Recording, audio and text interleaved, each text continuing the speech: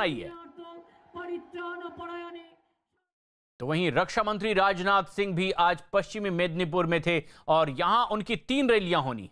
इनमें से एक चुनावी रैली को संबोधित कर चुके हैं।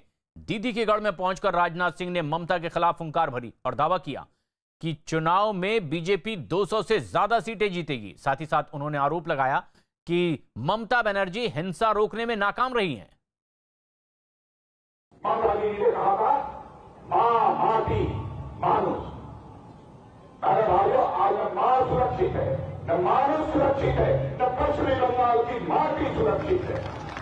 इसका जवाब ममता जी से दिया जाना चाहिए।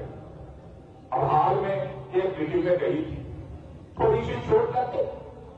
अब चोट लग गई तभी उन्होंने आरोप लगा दिया कि भारतीय जनता पार्टी के लोगों ने हमारे ऊपर आक्रमण किया। मैं आपसे पूछना चाहता हूं, क्या यह सच्चाई है? मैं नहीं कहना, जांच एजेंसियों ने कहा है उन्हें पैर में यदि चोट लगी है तो भारतीय जनता पार्टी के लोगों के कारण चोट नहीं लगी है। चोट लगी है तो उनकी सुरक्षा में कमी थी और उनके कारण चोट लगी है। बहनों भाइयों, राजनाथ सिंह की एक के बाद एक आज 3 रैलियां हैं और ये रैली करने के बाद वो एक बार फिर एक रैली में संबोधित कर रहे हैं बीजेपी उम्मीदवारों की प्रचार के लिए।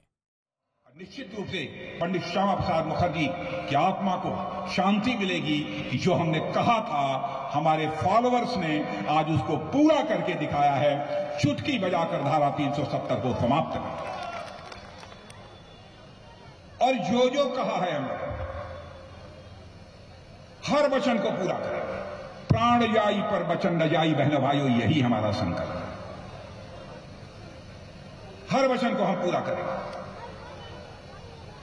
आपने देखा हमारा एक पड़ोसी देश है पाकिस्तान, आतंकवादियों को बराबर भेजता रहा। बड़ी संख्या में जम्मू कश्मीर में हमारे निर्दोष नागरिक आतंकवादियों के हाथों मारे जाते रहे। बहन भाइयों ने लंबे समय से सिलसिला चला आ रहा। लंबे समय से लुक छुप कर आते थे और यहां पर हिंसा को अंजाम देते।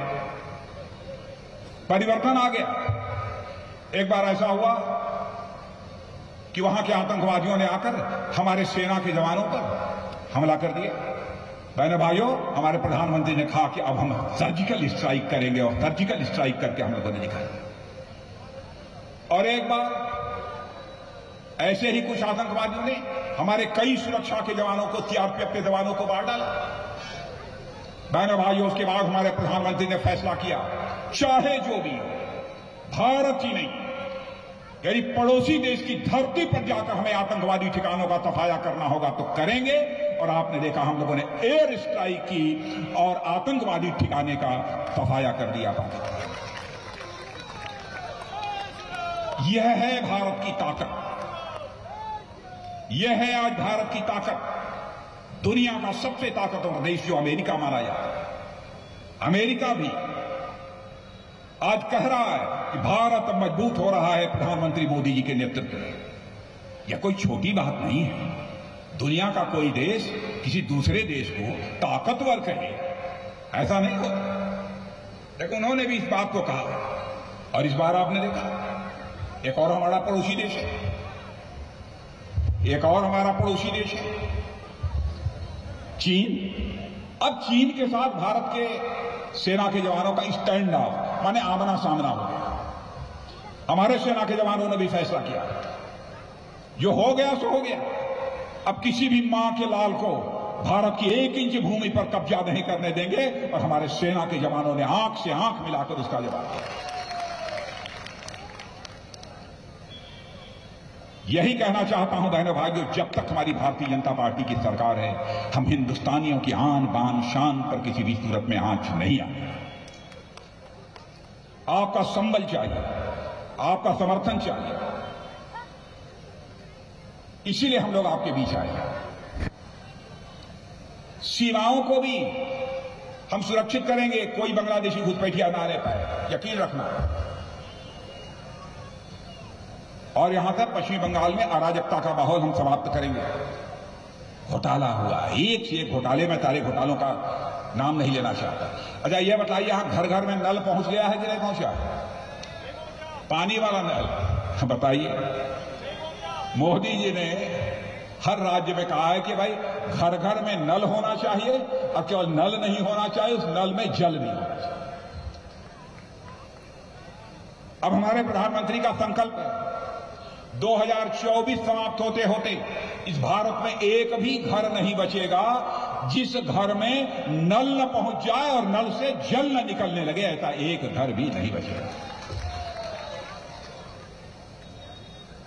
यह और कोई दूसरी सरकार नहीं कर सकती बहनों भाई। लेकिन जब तक यह टीएमसी की सरकार रहेगी, भारत के संघीय ढांचे को, भारत के फेडरल स्ट्रक्चर को बराबर टीएमसी की सरकार के। राजनाथ सिंह एक बार फिर ममता बनर्जी पर हमलावर हैं। ऐसे में जबकि 3 जनसभा को संबोधित करने वाले हैं आज एक दिन में ही राजनाथ सिंह, और एक बार फिर ममता बनर्जी पर हमला करते हुए उन्होंने कहा है कि केंद्र की कई योजनाओं का फायदा पश्चिम बंगाल की जनता को उन्होंने नहीं होने दिया है।